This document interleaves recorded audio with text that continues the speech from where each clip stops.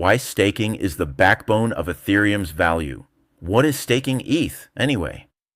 Staking is the crypto version of putting your money to work. In Ethereum's case, it's how the network secures itself. Instead of burning electricity like Bitcoin's miners, Ethereum uses a system called Proof of Stake, POS. That means people who own ETH can stake it, lock it up, to help validate transactions and keep the network honest. In return, they earn rewards. Think of it like earning interest on a savings account, except the bank is a decentralized protocol, and the interest rate isn't dictated by Jerome Powell's mood swings. To stake ETH, you either run your own validator node, requires 32 ETH and some technical chops, or you join a staking pool, or use a service like Lido, Coinbase, or Rocket Pool.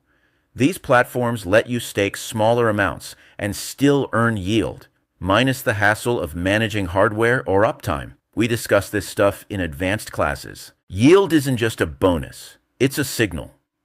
Now here's where things get juicy. That yield you earn from staking ETH isn't just gravy. It's a fundamental part of ETH's value proposition. Let me put it in terms a retired financial advisor can appreciate. Yield creates demand. When ETH holders know they can earn 4 to 6% annually just by staking, it changes the game. ETH becomes more than a speculative asset. It becomes a productive one. That's the difference between owning gold and owning a dividend-paying stock. Yield incentivizes holding. It reduces sell pressure. It attracts capital. And it creates a feedback loop. More staking means more network security, which means more trust, which means more adoption, which means more demand for ETH. Price stability through participation. Here's a dirty little secret. Most crypto assets are held by speculators waiting for the next run-up in price. But ETH staking flips that script. When ETH is staked, it's locked up, unavailable for trading. That reduces circulating supply and dampens volatility. Think of it like a bond market. If everyone's holding long-term treasuries, there's less panic selling. The same principle applies here. Staked ETH is sticky ETH, and sticky ETH supports price stability. Plus, staking creates a natural floor for ETH's value. If the yield from staking is higher than traditional savings rates, it attracts capital from outside crypto. That's how ETH competes with bonds, CDs, and even dividend stocks. It's not just a tech play, it's a yield-bearing asset in a yield-starved world. Risk, reward, and the codger's caution.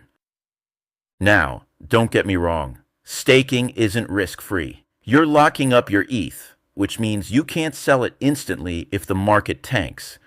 There's also smart contract risk if you're using a staking service. And validator nodes can get slashed, lose part of their stake if they misbehave. But for most boomers and professionals, the risk is manageable, especially if you use a reputable staking pool. The key is diversification. Don't stake your entire portfolio. Stake what you're comfortable locking up for the long haul. And remember, staking isn't about chasing moonshots. It's about earning steady yield while supporting the Ethereum network.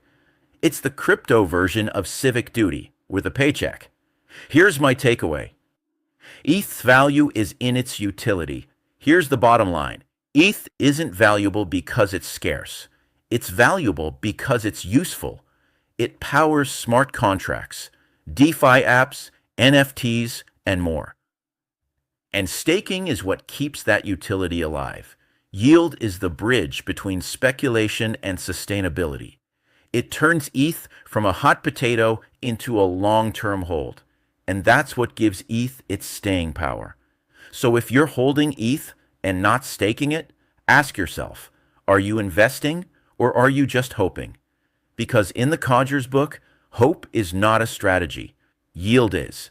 Remember, classes are available at a reasonable cost at https://www.thecryptocodger.com. Meet the crypto codger, he's got the plan, teaching all the boomers about a digital land.